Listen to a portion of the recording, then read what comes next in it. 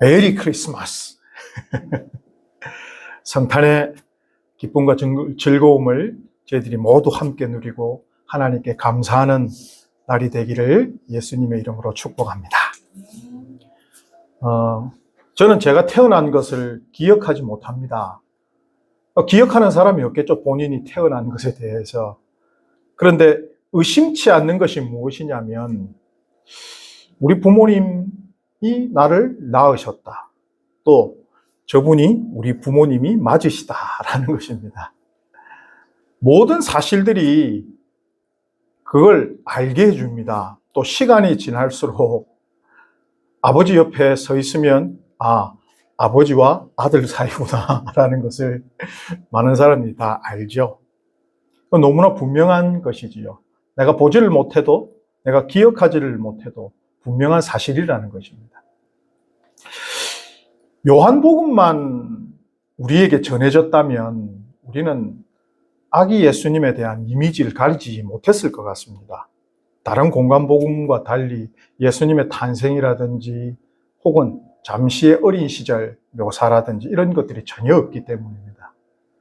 그런데 요한은 너무나 그것이 당연하기 때문에 뛰어넘었지 않은가. 그리고 더 얘기하고 싶은 부분이 있지 않았을까. 육신으로 오신 건 내가 3년 반 이상 따라다녔기 때문에 그건 너무나 자명한 사실이고, 그런데 오신 예수님이 하나님의 아들이시고 삼위일체 하나님 그분이시다라는 것을 강조하고 싶었겠죠. 그러면서도 마음에는 왜 사람들이 예수님을 모르고 안 믿을까라는 답답함이 있었을 것입니다. 내용을 읽어보다 보니까 그런 마음이 듭니다. 저는 모태신앙으로 태어나서 신앙에 대해서 고민해 본 적도 없고 하나님이 계신지 안 계신지 예수님이 그리스도신지 사실은 고민을 안 하면서 자랐습니다. 왜? 너무 당연한 거니까요. 그러면서 주위에 있는 믿지 않는 친구들이나 또 믿지 않는 분들을 보면 왜 이렇게 분명한데 안 믿고 못 믿지? 라는 답답함이 있었습니다. 그런데 조금씩 요한복음 1장을 반복하면서 읽으면서 드는 생각이 사도 요한도 그러한 답답함이 있었겠구나. 문화적이고 종교적인 분위기로 예수 그리스도를 알아봐야 되는데 자신의 동족들이 예수를 알아보지도 못하고 그를 잡아 죽이는 일까지 있는 걸 보면서 어떻게 이런 일이 일어날 수 있지? 왜 저렇게 못 알아볼까? 라는 답답함이 느껴져서 처음부터 그냥 하고 싶은 얘기를 쫙 하는 것 같습니다. 예수님이 누구신가? 태초에 계셨고 천지 창조를 하셨고 그분이 하나님의 아들이시며 하나님이시다 라는 것부터 그냥 본론부터 확 들어가는 것이죠. 그러면서 왜 너네가 못 알아보느냐에 대해서 또 얘기하는 것입니다. 4절, 5절 말씀입니다. 그 안에 생명이 있었으니 이 생명은 사람들의 빛이라 빛이 어둠에 비치되 어둠이 깨닫지 못하더라 라고 얘기를 합니다. 지금 예수님이 그 빛이신 예수님이 사람들에게 오셨는데 모두를 비추고 계신데 왜 모르느냐에 대한 말을 하고 있는 것입니다. 얼마나 답답했느냐라는 것인데 빛이 비추면 어둠은 자연적으로 사라지게 되어 있습니다. 빛이 어둠과 싸우면서 밝혀지는 게 아니라 그냥 불만 비추면 확 비춰지는 것이죠. 그런데 왜 못 알아보느냐에 대해서는 우리가 어둠에 속해 있기 때문이다라는 것입니다. 어두워지면 감각들이 둔해집니다. 볼 수도 없고 만져도 이게 무엇인지 알 수가 없죠. 그러다 보니까 백성들이 어둠 속에 있다 보니 구분이 안 되는 것입니다. 빛이 있음에도 불구하고 돌아 앉아 있는 것처럼 느끼지 못하는 것이죠. 보지도 못하고 있는 것이고.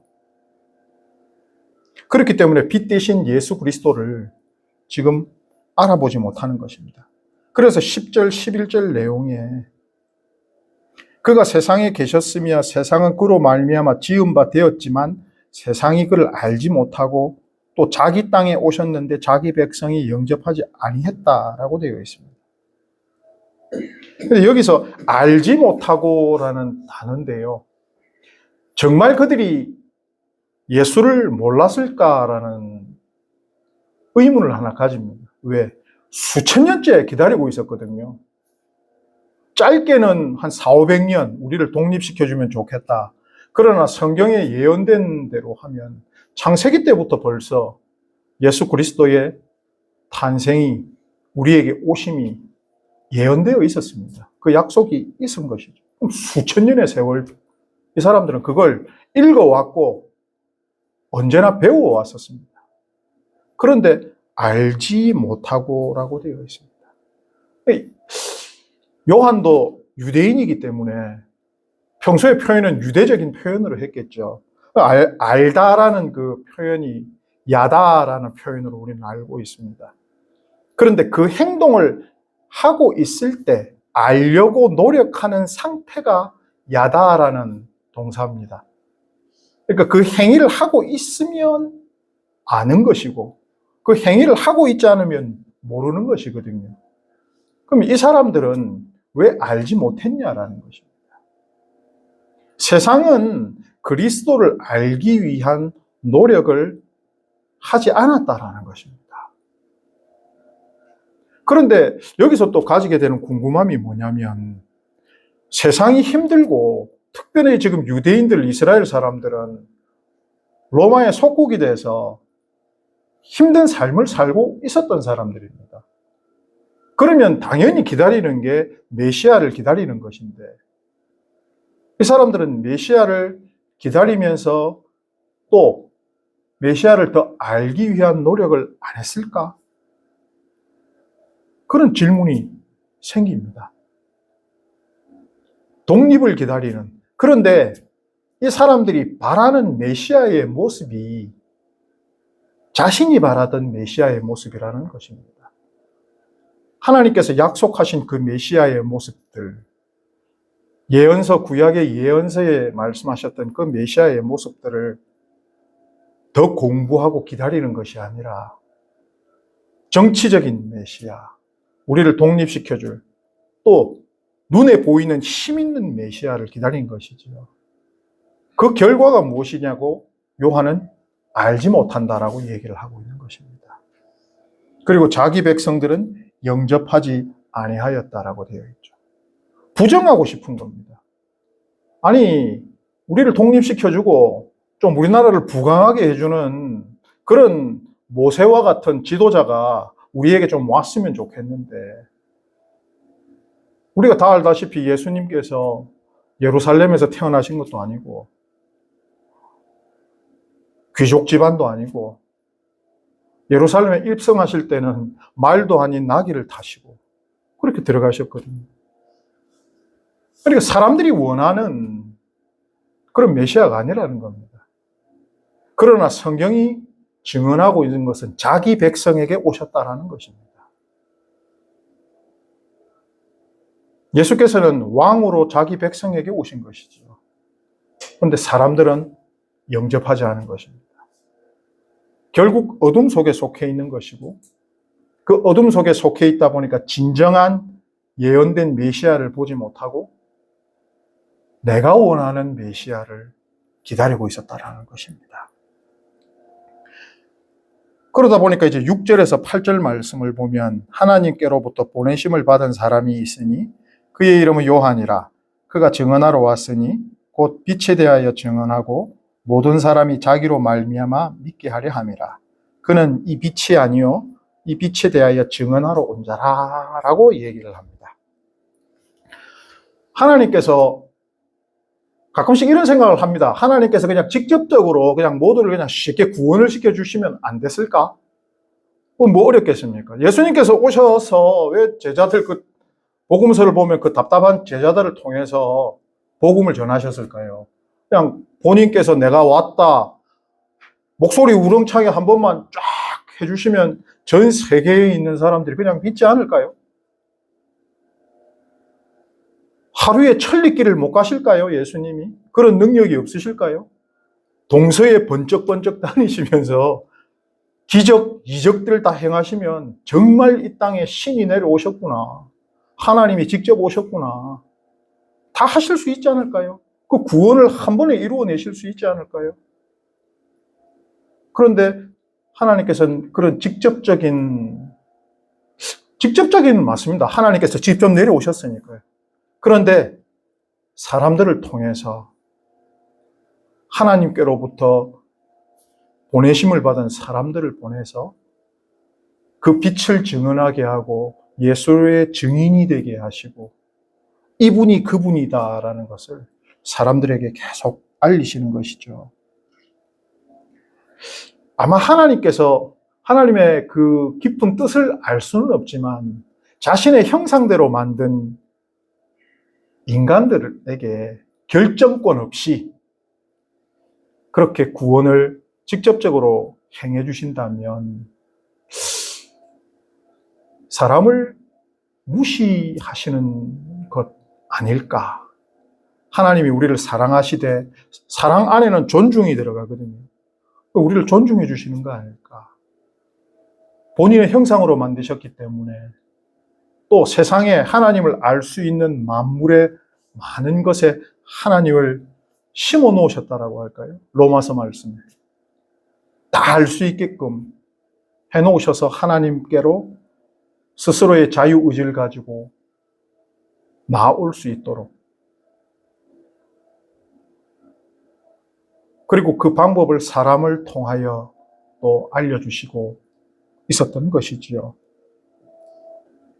그러나 그 요한 자체가 빛이 아니고 요한이 고백하기로 내 뒤에 오시는 분이 그리스도시다라고 분명히 얘기하고 있는 것입니다. 그러면서 12절과 13절을 보면은 그럼에도 불구하고 예수 그리스도를 영접한 이들이 있고 또 그들에게는 어떤 권세가 주어지고 또 하나님께서는 그들에게 어떤 은혜와 진리를 베푸셨는지가 나오죠. 영접하는 자 곧 그 이름을 믿는 자들에게는 하나님의 자녀가 되는 권세를 주셨습니다. 이는 혈통으로나 육적으로나 사람의 뜻으로 나지 아니하고 오직 하나님께로부터 난 자들입니다. 라고 되어 있습니다. 영접이라는 단어를 찾아보니까 받아들이다라고 우리나라 말로 해석이 되더라고요. 그럼 무엇을 받아들이고 무엇을 믿는 것이냐라고 했을 때 그 이름을 믿는 자, 예수 그리스도의 이름을 믿다라고 되어 있는데 요한복음 1장에 묘사되기로는 예수는 하나님이시고 또 생명이시고 빛이시고 왕이십니다. 왜? 자기 땅에 오셨고 자기 백성이 있으니까 왕이거든요. 그럼 이 세 가지를 얘기를 했습니다. 예수는 하나님이시고 생명이시고 빛이시고 왕이시다라는 것이죠. 이것을 받아들이느냐라는 것입니다. 이것을 받아들이느냐. 예수가 하나님이시다. 그리고 예수는 생명이시고 빛이시다. 그리고 왕이시다를 받아들이느냐. 그걸 믿으면 하나님의 자녀가 되는 권세를 주신다라고 되어 있습니다. 그러면서 이 사람들은 오직 하나님께로부터 난 자니라. 이게 뭘까라고 했을 때 하나님의 자녀가 하나님으로부터 난 자들이지 않습니까? 유대인들이 좋아하는 반복적인 표현, 하나님으로부터 난 자들, 하나님의 자녀들이라는 얘기죠. 근데 자녀가 되는 권세가 있다라는 것입니다. 권세가. 이 권세라는 단어를 찾아봤을 때 권리도 포함이 되고 또한 능력도 포함이 되어 있더라고요. 유대 사람들은 아버지와 아들의 관계를 혈통적으로 얘기하기보다는 같은 일을 하고 있을 때 아버지와 아들이라는 표현을 많이 합니다. 왜냐하면 아버지의 일과 아들의 일이 그냥 가업처럼 이어지기 때문에 아버지가 하는 일이 당연히 아들이 하는 일이거든요. 그래서 혈통의 관계적인 표현보다도 하는 일이 같기 때문에 부자지간이라는 표현을 씁니다. 그러면 하나님의 자녀가 되는 권세가 무엇일까라고 했을 때 하나님께서 하시는 일을 우리가 이 땅에서 할 수 있는 것이지요. 예수 그리스도께서 그렇게 하셨습니다. 하나님의 아들이신 예수 그리스도께서 이 땅에 오셔서 하나님께서 하시는 일, 모든 일을 하시지요. 그 중에 구원해 주시는 일, 그 일을 예수께서 하셨습니다. 그리고 그 일을 우리에게 맡기고 가신 것이지요.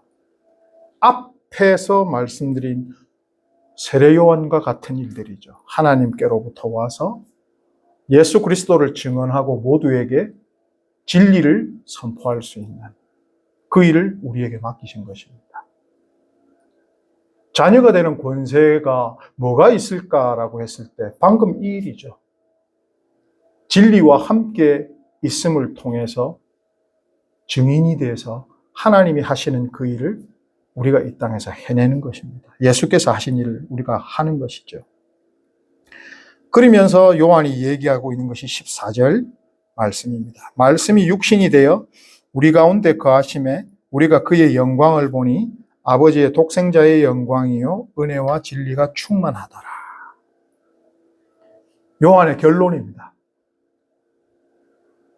예수님하고 제가 같이 있어 보니까 그분을 볼 때 그분의 영광을 보는 것이 아버지의 독생자의 영광을 보는 것이고 또 은혜와 진리가 충만하더라. 여기에 말씀이 육신이 되어 진짜 몸을 가지고 계셨던 분이시다라는 걸 말씀하면서 우리 가운데 거하시다라고 얘기합니다. 실제로 우리 가운데 계셨고 우리가 그의 영광을 보니라는 이 영광이라는 단어를 아까 사도 요한이 유대인이라 그랬지 않습니까? 여기 사용된 영광이라는 표현이 아마 쉐키나라는 히브리어로 얘기하면 쉐키나라는 표현을 썼을 것입니다. 그게 영광이라는 얘기인데 그 영광이 어떤 것이냐면 성막에 내려오신 구름의 형태로 성전으로 내려오신 하나님의 영광을 묘사할 때 쓰는 단어였습니다. 유대인들은 아마 전승으로 내려오는 것들, 이 사실을 실제로 당시에 본 사람은 없겠지만 다 어떤 그 이미지를 가지고 있었을 것입니다. 하나님께서 구름으로 성막에 임하시고 그리고 임하실 때마다 하나님께서 보호해 주시고 인도해 주시고 하나님의 임재를 알 수 있는 것. 요한은 지금 그걸 얘기하고 있는 것입니다. 예수님하고 같이 있으니까 마치 성전에 내려온 하나님의 임재처럼 예수 그리스도를 봤다라는 거죠. 그리고 그 안에 은혜와 진리가 충만합니다라고 얘기를 합니다. 카리토스와 알라디아스라는 이 은혜와 진리라는 단어도 히브리 말로 바꿔보면 헤세드라는 단어와 에메트라는 단어로 바꿀 수 있습니다. 헤세드라는 단어를 보면 은혜롭다라는 표현도 있고 자비하다, 또 사랑이라는 단어도 이 안에 포함이 됩니다. 은혜와 진리라고 했을 때 하나님께서 우리를 사랑하시고 우리를 자비롭게 대해주시는 그 모습이 충만하다. 예수 그리스도와 함께 있어 보니. 그러면서 진리도 얘기합니다. 에메트라는 진리가 무엇일까라는 이 에메트라는 단어를 살펴보니까 하나님이 언약의 신실하심, 첫 번째 뜻이 그렇더라고요. 하나님께서 언약의 신실하심, 그 약속을 하나님께서 신실히 지키심, 변하지 않는 어떠한 것, 이렇게 묘사가 되어 있었습니다. 당연한 것 같습니다. 하나님의 약속의 완벽한 이루심, 본인이 직접 오신 예수 그리스도께서 우리에게 오신, 그리고 하나님의 말씀 그 자체가 예수 그리스도시기 때문에 가치 있는 것이죠. 변하지 않는 약속과 진실, 그 신실하심. 예수님을 보니까 그게 충만하더라라는 것입니다.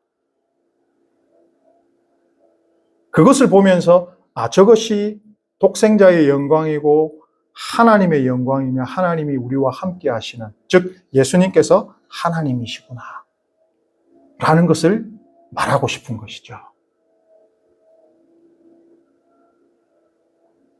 요한에게 있어서는 예수님이 그리스도시고 하나님이 보내신 분이시며 빛이시고 생명이시고 또 하나님 그 자체라는 것이 너무나 분명한 겁니다. 우리에게는 지금 어떨까요?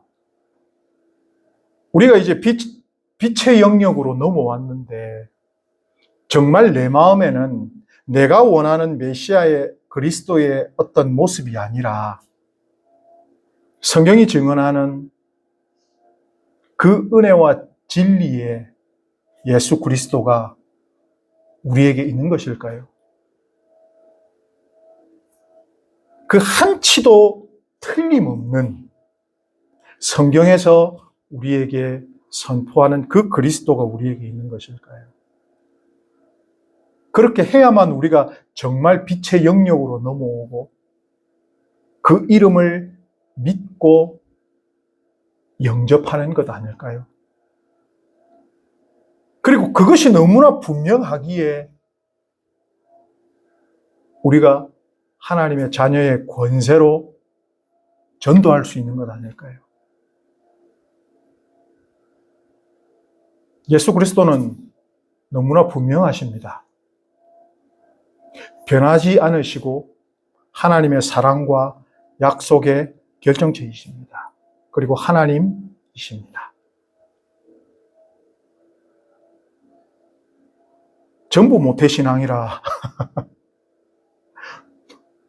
너무 그 생각을 안 하고 있지만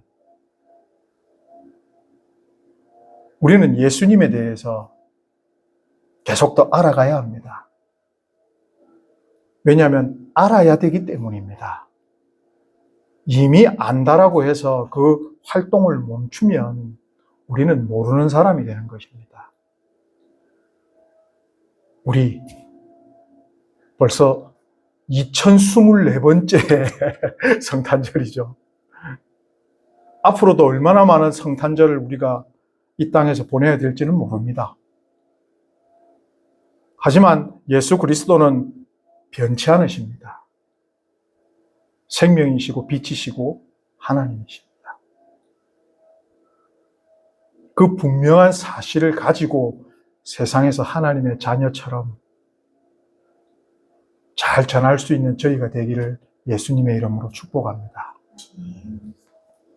그리고 이 예수님이 저희와 영원히 함께 거하시는 것을 누리실 수 있기를 축복합니다. 우리 잠시 말씀을 가지고, 주신 말씀을 가지고 영에 새기는 시간을 가지도록 하겠습니다.